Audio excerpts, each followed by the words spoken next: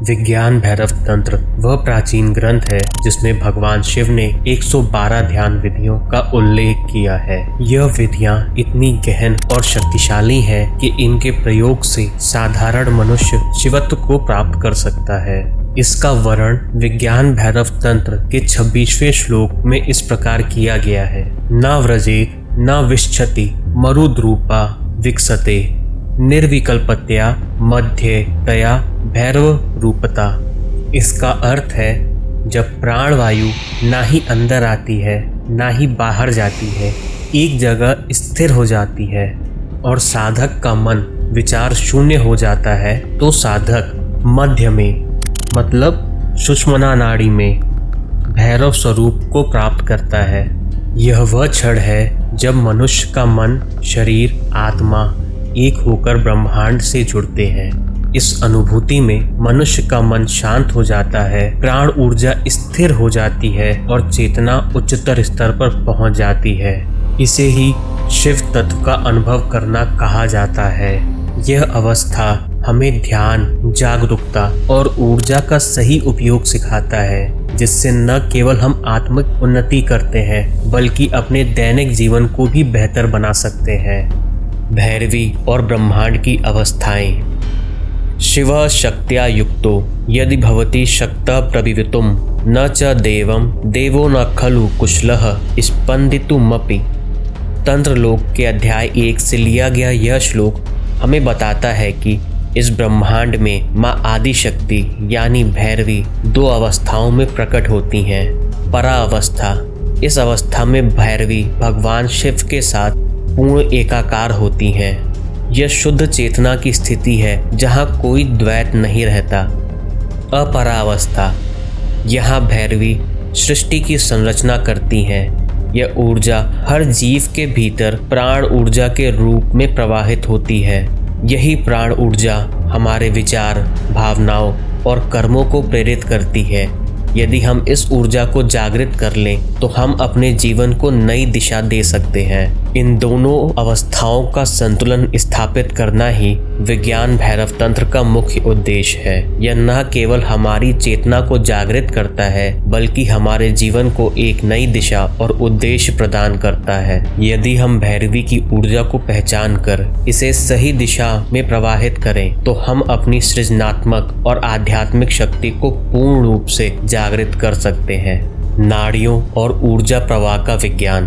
भगवान शिव ने विज्ञान भैरव तंत्र में बताया है कि हमारे शरीर में नाड़ियाँ ऊर्जा प्रवाह का आधार है। ये नाड़ियाँ हमारी शारीरिक, मानसिक और आध्यात्मिक स्वास्थ्य को संतुलित करने में महत्वपूर्ण भूमिका निभाती हैं। इन नाड़ियों के सही संतुलन से हमारा शरीर स्वस्थ, मन शांत और चेतना जागृत रहती है। हमारे शरीर में 3 नाड़ियाँ सबसे प्रमुख हैं। ईड़ा नाड़ी। ईड़ा नाड़ी चंद्रमा की ऊर्जा का प्रतीक है जो शीतलता और शांति प्रदान करती है। यह दाएं मस्तिष्क को सक्रिय करती है और मानसिक संतुलन बनाए रखती है। ईड़ा हमें सृजनशीलता और ध्यान की ओर प्रेरित करती है। पिंगला नाड़ी। पिंगला नाड़ी सूर्य की ऊर्जा का प्रतीक है जो सक्रियता और ऊर्जा का कारक है। यह बाएं मस्तिष्क को प्रभावित करती है और जीवन में गतिशीलता और उत्साह लाती है। सुषुम्ना नाड़ी। यह दोनों के मध्य स्थित होती है और कुंडलिनी जागरण में महत्वपूर्ण भूमिका निभाती है। यह उच्च चेतना का मार्ग है और आत्मज्ञान की ओर ले जाती है। शरीर की प्राण ऊर्जा इन्हीं नाड़ियों से प्रभावित होती है। नाड़ीषु स्वसितं ज्ञात्वा नाड़ी स्थानं विचार्येत तत्रैव स्थितिमापन्नः परम सुखमनश्नुते। हठ योग प्रतिपादिका से लिया गया यह श्लोक हमें बताता है कि नाड़ियों और श्वास के संतुलन से परम सुख और आध्यात्मिक अनुभव प्राप्त होता है। शरीर की प्राण ऊर्जा इन्हीं नाड़ियों से प्रवाहित होती है। असंतुलित नाड़ियाँ मानसिक अशांति और शारीरिक रोगों का कारण बन सकती है, लेकिन जब नाड़ियों का प्रवाह संतुलित होता है तो यह मानसिक स्थिरता, शारीरिक स्वास्थ्य और आध्यात्मिक उन्नति को संभव बनाता है। इन्हीं नाड़ियों को संतुलित करने का सबसे सरल तरीका गहरी सांसों का अभ्यास है, जिसके लिए हम 3 स्टेप गाइडेड मेडिटेशन का प्रयोग करेंगे। 3 स्टेप गाइडेड मेडिटेशन। पहला चरण।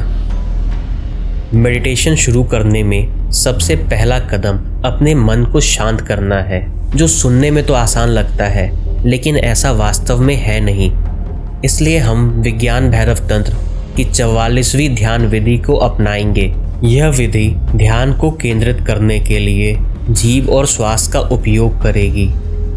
विज्ञान भैरव तंत्र में भगवान भैरव ने माँ भैरवी को बताया है कि हमारे विचार और वाणी का केंद्र हमारी जीभ का मध्य स्थित होता है। सबसे पहले हम जीभ और श्वास पर ध्यान केंद्रित करें। मुंह को हल्का खोले रखें, जैसे आप कुछ बोलने वाले हों लेकिन वास्तव में कुछ ना बोलें। ध्यान को जीभ के मध्य बिंदु पर केंद्रित करें। ऐसा महसूस करें कि आपका पूरा मन सिर से हटकर जीभ के केंद्र में आ गया है। अब श्वास को अंदर लेते समय हम ध्वनि का अनुभव करें। जैसे ही आप ध्यान केंद्रित करते हैं, आपके विचार धीरे धीरे रुकने लगेंगे। यह ध्यान आपको भीतर की गहराई में ले जाएगा और शाश्वत स्थिरता का अनुभव कराएगा।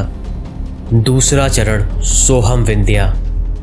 सोहम हंसः परम ब्रह्म हंसति परम पदम निशब्दम तत्समाधानम यत्र उच्चारोऽपि नास्ति च।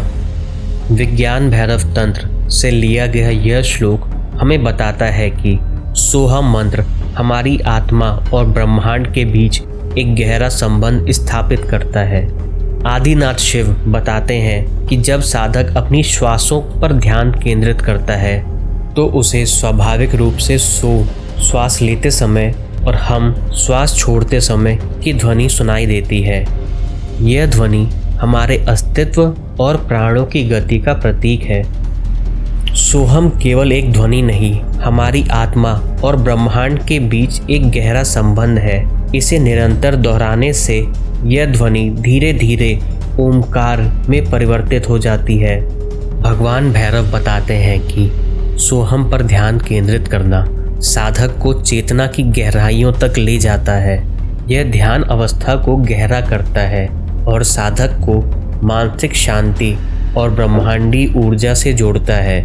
यह चरण साधक को आध्यात्मिक स्थिरता और अद्वितीय ऊर्जा का अनुभव कराता है, जिससे वह अपनी आंतरिक शक्तियों को पहचान सकता है। तीसरा चरण। गहरी श्वास। मॉडर्न साइंस में इसे डायफ्राम ब्रीथिंग भी कहा गया है। मॉडर्न साइंस का मानना है कि गहरी सांस लेने से शरीर में ऑक्सीजन का प्रभाव बढ़ता है, जिससे मस्तिष्क शांत होता है और तनाव कम होता है। यह विधि न केवल शारीरिक स्वास्थ्य को बेहतर बनाती है, बल्कि मानसिक स्थिरता और ध्यान को भी गहरा करती है। गहरी श्वास की इस विधि को हम 2 स्टेप में सीखेंगे। पहले चरण में पीठ के बल लेटें और नाभि पर एक हल्की किताब रखें। गहरी सांस लें और देखें कि किताब ऊपर उठ रही है। सांस छोड़ें और देखें कि किताब नीचे जा रही है। इस प्रक्रिया को रोजाना 10 मिनट तक दोहराएं। जब आप इस अभ्यास में पारंगत हो जाएं, तो दूसरे चरण में बैठकर मेडिटेशन करें और अपने ध्यान को सोहम मंत्र पर केंद्रित करें। यह अभ्यास आपकी नाड़ियों को संतुलित करेगा और प्राण ऊर्जा को सशक्त बनाएगा। इस विधि से आपका ध्यान और एकाग्रता बढ़ेगी। मानसिक शक्ति के साथ साथ ऊर्जा स्थिरता भी प्राप्त होगी और सोहम से ओमकार की यात्रा आपको ब्रह्मांडी चेतना से जोड़कर आत्मिक जागृति का अनुभव कराएगी। लेकिन इस ध्यान विधि का प्रभाव तभी दिखेगा जब इसे नियमित रूप से और समर्पण के साथ किया जाए। इस मेडिटेशन टेक्निक को आप हर दिन 111 बार दोहराएं। यह आपके फोकस को मजबूत करने में मदद करेगी। यदि मन भटके, जो कि ऐसा होना सामान्य है, तो पहले चरण में बताए गए 44वीं ध्यान विधि को अपनाएं। अब इस विधि को आजमाइए और अपना अनुभव हमारे साथ साझा करिए। अगले वीडियो में हम मुद्राओं के रहस्यों पर चर्चा करेंगे। इसीलिए चैनल को सब्सक्राइब करें और बेल आइकन दबाना ना भूलें, ताकि आपसे कुछ भी मिस ना हो।